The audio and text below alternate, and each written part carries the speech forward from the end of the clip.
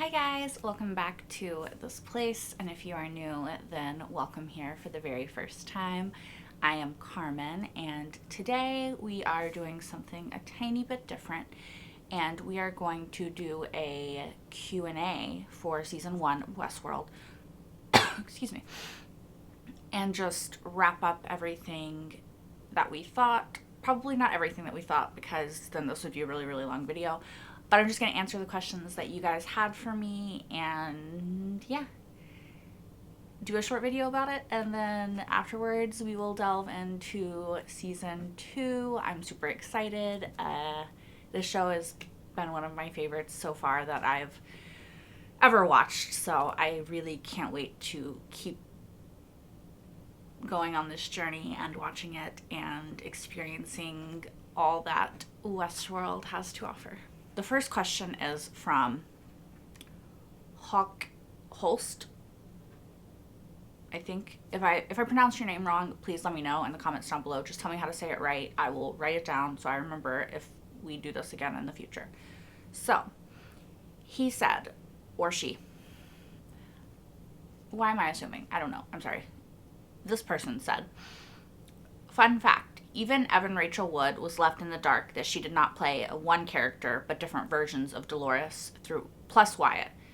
William smiling in the end was actually referring to an earlier episode. He wanted the host to be able to fight back for real, which he stated in the earlier episode. It's not about them being free, it's about them being able to fight back. Which I did understand that, y'all. I think that maybe where we can agree to disagree is I think that William, the one that existed who loved Dolores before he became the Man in Black, wanted them to be free for the sake of them being free because he saw some sort of life form in them, right? And then the Man in Black definitely wanted the challenge. He wanted the game to be real. He wanted the stakes to be real, the consequences to be real, all of that stuff. So it's probably my fault for not explaining that's what I was thinking in the finale episode. But yeah, that's how I viewed it. That, you know, William wanted them to be free and the Man in Black wanted the real consequences of them being free, if that makes sense. Anyway, to move on to the question, the obvious question for a Q&A, what are your predictions for season 2? Okay, so I don't know if I have like predictions, if I can say this character's going to do this, or this character's going to do this. But I'm really interested to see where Dolores goes from here, if she turns into an actual villain, or if she becomes more of a liberator, if that makes sense. I'm curious to see what is going to happen to the people that are actually in the park, the company people that are trapped in the park. I'm curious to see what's going to happen to them. I want and hope that Maeve will go after her daughter.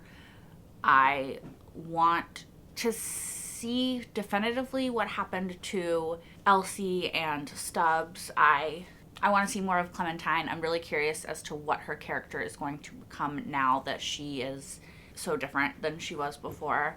Bernard, like, there's so much I want to see, and I want to see characters connecting, right? I want to see a Maeve and Dolores scene. I want to see Maeve and Dolores and Bernard scene. I want to see, I don't know, I just want to see a lot of things, and I'm excited to hopefully be able to see them. The next question comes from Counting TLS, and it says, a more philosophical question about the definition of being alive and having consciousness. Arnold thought that the inner monologue is a key component to finding a host being conscious, but there are people in the real world without inner monologue or without internal visual... Talking is hard. Internal visual... Oh my God. Y'all. Visualization. And they surely are still conscious. Oh, I lost my spot now. Okay. So it looks like having inner monologue is not a necessary component for humans, at least, to be conscious. On the other hand, a couple of years ago, there were a lot of experiments using the Google voice assistant, like Alexa, Google Host, to chat with itself. However, most wouldn't say that those are conscious. Sorry, I'm kind of paraphrasing a bit. There seems to be something missing in the coherent thoughts and the lack of consciousness flow.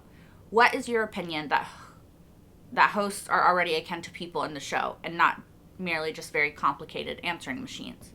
Does having a body that looks human matter, making choices, making irrational decisions against its own programming, or, as Ford said, is free will just an illusion of the evolutionary process where there's no consciousness at all? Okay, so obviously there is a lot to unpack with that question. It's a question that I think humans have struggled with for a long time, just the idea of consciousness, of free will, of what we're doing here, what's the purpose, what is consciousness even if we do have free will. I feel like you're asking me a question essentially that many people way smarter than me have not been able to answer before. So there's no way that I'm going to be able to answer it.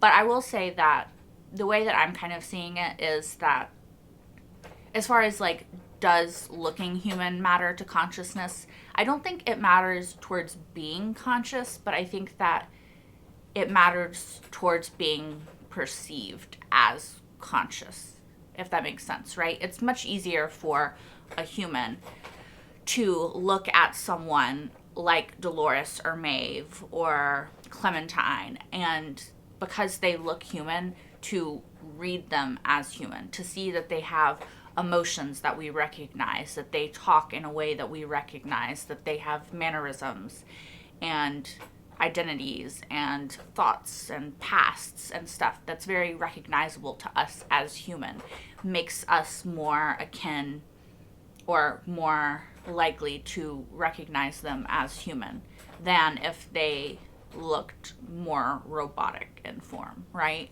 It makes our sympathy of them, our ability to connect with them, greater.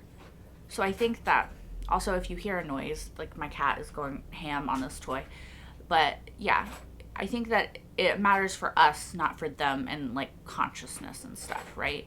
I do think that as far as like making choices and being able to make irrational decisions that don't really maybe make sense in a logical, rational way, I do think that I don't know if it helps achieve consciousness, but it seems to be a side effect of consciousness, right? Because that's just kind of what humans do, right? We have the ability to make choices, which means that we have agency in our own fate. We have the ability to affect the way that our life goes, at least to, a certain extent. Of course, socioeconomic things and everything affect our ability to make certain choices, but that's a different conversation altogether. But the fact that we have the ability to affect our own fate, and the fact that we have the ability to even make irrational choices, I don't know that it makes us conscious, but it shows that we are conscious, if that makes sense. I have a cat going crazy here. I'm sorry. Essentially what I'm saying is I don't know the secret to human consciousness. Obviously I'm not a scientist. I have not studied that. I do think psychology is very interesting, but I don't know what makes humans conscious. I do think that we are conscious, though. I don't think that we're just what did you say? That free will is just an illusion of the evolutionary process. I don't believe that, but I don't know the secret formula that I could say this is 100% how humans are conscious. Okay, Counting TLS also asked, what do you think the real world outside is like, and how far in the future is this taking place? In your opinion, how close do you think we are to implement a place like Westworld with our current progress and technologies? Okay, so there's a few questions in here. What do I think the real world outside is like? I don't know. It kind of doesn't seem to be that different than the world that we live in today. There's a Times Square, as we saw from the picture of William's wife. We know people still get married, have kids. There seems to be still a very common way of living that people have adapted. Rich people still seem to disproportionately run everything, So how far in the future is a bit of a tricky question. My kitten just came up. Okay. How far in the future? Oh, she ran away again. I don't know. I think that how far in the future does depend upon how far I think that we are from implementing a place like Westworld into this world that we live in. And this is, of course, assuming that Westworld even takes place chronologically in the world that we know up to this point, right? Which I'm not exactly 100% sure that it necessarily does. But, like, we have a robot that's about to star in a science fiction movie, so I would say that we're still pretty far off from achieving anything like Westworld, at least a couple hundred years, in my opinion. I mean, I don't know. Technology evolves and changes and progresses so quickly that it honestly could be really quickly. Do I think we would ever see something like Westworld in, like, my lifetime? Probably not, but I don't know. It's an interesting question. It's a question that I'm not great with technology. I don't know that much about technology, honestly. Like, the fact that I can turn this camera on and then, like, edit the video later is like it's pretty much what I can do as far as technology goes. So I don't know. You'd probably be better asking somebody who knew more about how far we even are in technology right now, but I don't think we're super close. So the next question is, Biomirth asked, what sets Westworld apart and in some sense above so many other shows? And I think the answer to that is pretty straightforward, for me at least. I think it's writing, it's acting, it's the ability of the... I don't know if that was on camera, but my little kitten is going, like, freaking crazy, y'all. I don't know what is wrong with her. But yeah, it's the writing, acting, the ability of the show creators to completely immerse you in this world. I would say, for me personally, it is like the early seasons of Game of Thrones, right? When everything made sense and everything that happened to the characters was a reflection of the choices that the characters made. It was just great storytelling all around, right? The writing made total sense. There was beautiful foreshadowing. You understood where characters were coming from and their motivations and all of that, right? That's what I think sets it apart, is that the writing just makes such sense. It's just so well done. They got actors of an incredible caliber, obviously, to tell the story. Just, you combine all of that, setting, writing, acting, the creation of this world and these stories, and I think that's what sets it apart, is that it's just a different caliber, you know? It's just a different caliber. That's kind of all I can say. Okay, Tristan Rose asked a question that's sort of similar to the question from before, which is, what year and geographical location do you think Westworld occupies? And again, I don't know. I would have to know if Westworld was the same as us up to the point of 2020 in Westworld world, if that makes sense, right? Because I don't know if Westworld follows our world's timeline of progression and technological advancement and stuff like that. So I have no way of setting it in our world, not knowing if it's meant to be set exactly in our world or not. If it is, obviously future, I think at least a few hundred years. And geographical location, it's kind of difficult, right? Because they're building these sets. Like, they can cover a town in sand and then also uncover it. Based on pure locations, I'm gonna say like Midwest. Okay, so Tristan Rose also asked, your reaction to the Samurai Lab wasn't included, but I was just wondering about your thoughts on it, given Felix told Maeve her daughter was in park number 1, sector 6. How many and what type of other parks do you think exists? That's a good question. I thought that the Samurai... I cannot talk today, y'all. I'm sorry.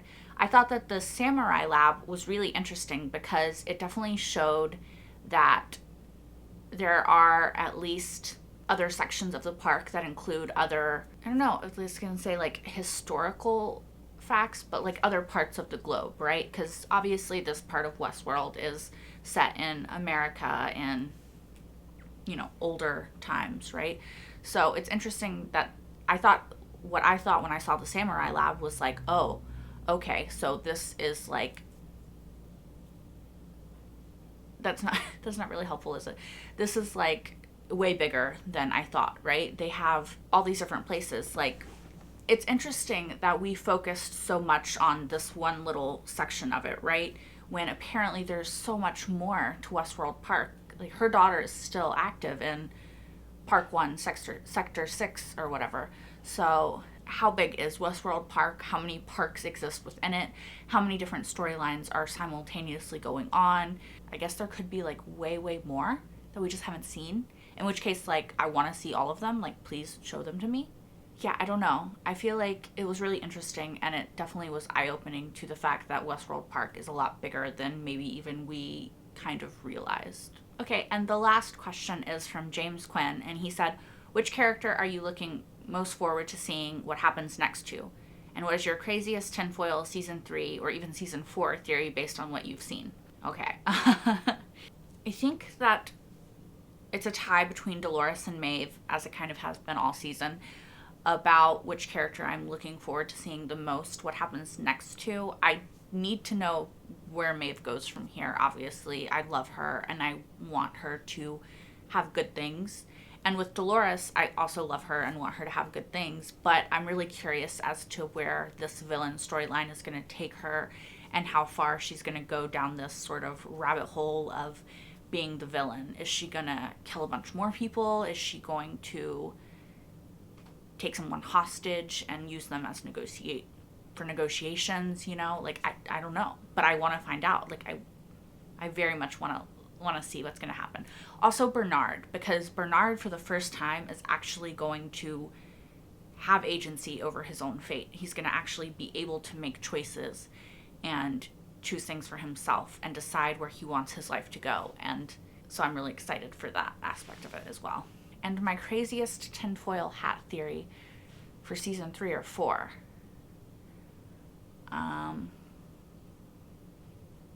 Ford is alive and he's going to come back.